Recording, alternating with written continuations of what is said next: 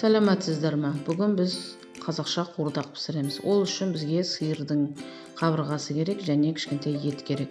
Етімізді турап қойдық, енді қабырғамызды шабамыз. Артық майларын, сіңірлерін кесіп тастаймыз. Осындай кішкентай балтамен шауып аламыз. Балтамен шапқан кезде сақ болыңыздар, саусақтарыңызды шауып алмаңыздар. Осылай әдемілеп шауып аламыз. Кішкентай қылып шабыңыздар, жеуге ыңғайлы, қолға ұстағанда ыңғайлы қылып. Оқырмандар, егер менің каналым ұнап жатса, маған тіркеліп, лайк басып, комментарий қалдырыңыздар. Және де алдағы уақытта қандай тамақ пісірейін, соны жазып кетіңіздер. Осындай қабырғада еті болса, онда сылып турап алсаңыздар болады.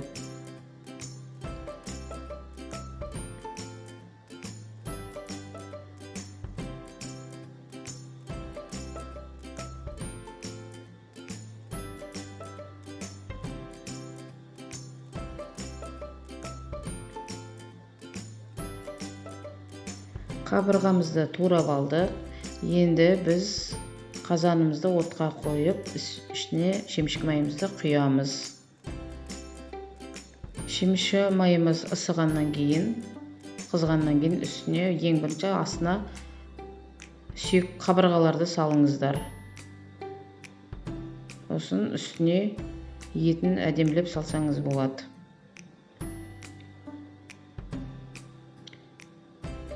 Осылай әдемілеп салып шығыңыздар.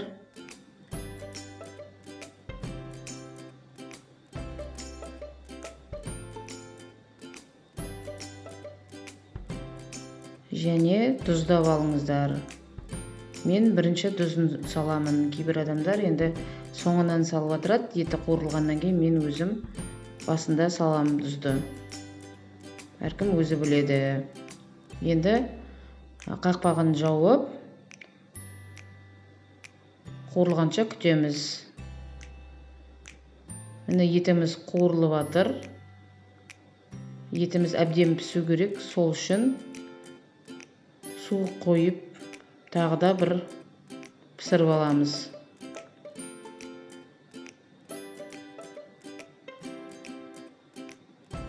Қуырдақты әдемілеп қызартып қуырыңыздар. Боп-боз болып тұрмасын. Енді қақпағын жауып қоямыз. Енді бізге бір жуа және орташа картоптар керек. Жуамызды турап аламыз. Мен өзім қуырдаққа жуаны қуырып салмаймын. Өйткені қуырдақтың өзіне піскенін жақсы көрем. Үстіне салып беремін жуаны. Өйткені білесіздер, менің балам жуа қуырылған жуаны жемейді. Ал папасына үстіне салып береміз. Бала қуырылған жуанында, шикі жуанында жемейді. Картопты өте уақ қылмай, орташа қылып турап аласыздар. Қуырдаққа піскенде езіліп кетпес үшін орташа қылып турап аламыз. Сорпаға салған кезде тураймыз ғой, сондай қылып турап аласыздар, әдемілеп.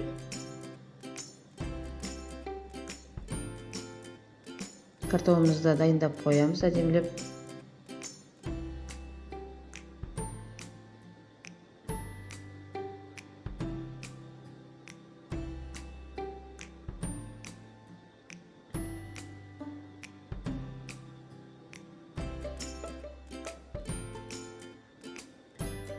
Картопымызды қайта жуып алыңыздар.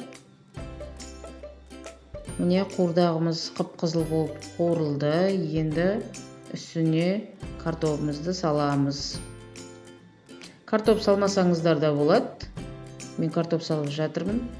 Және менің қуырдағым 3-4 адамға арналған үйдегі. Ал сіздерде отбасыларыңызда адам көп болса, онда етті де молынан, картопты да молынан салсаңыздар болады.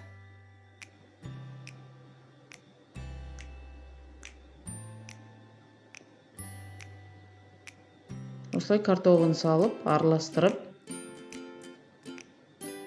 Көрдіңіздер ма? Сүйегінен кәдімгі еті алынып жатыр. Әдемі болып піскен. Осылай аст үстіне араластырасыздар да.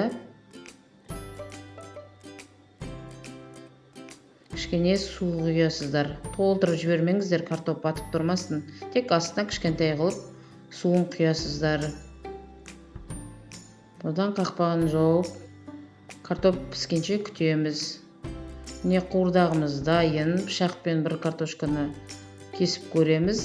Міне піскен. Енді отбасымызға картопымыздан береміз. Осылай тәрелкеге әдемілеп салып алып, ұсынсаңыздар болады.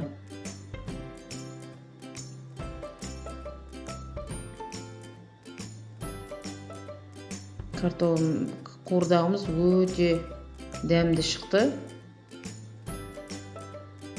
Майы да сылқып тұр, керемет болып пісті. Міне картоғын көріп тұрсыздар ғой, езілген жоқ. Осындай қылып тура пісірсеңіздер болады. Қонаққа пісіргенде де осылай езілмей әдемі болып пісет, осылай беруге болады. Қарағандарыңызға көп рахмет. Маған лайк басып, комментария жазып, тіркеліп кетіңіздер.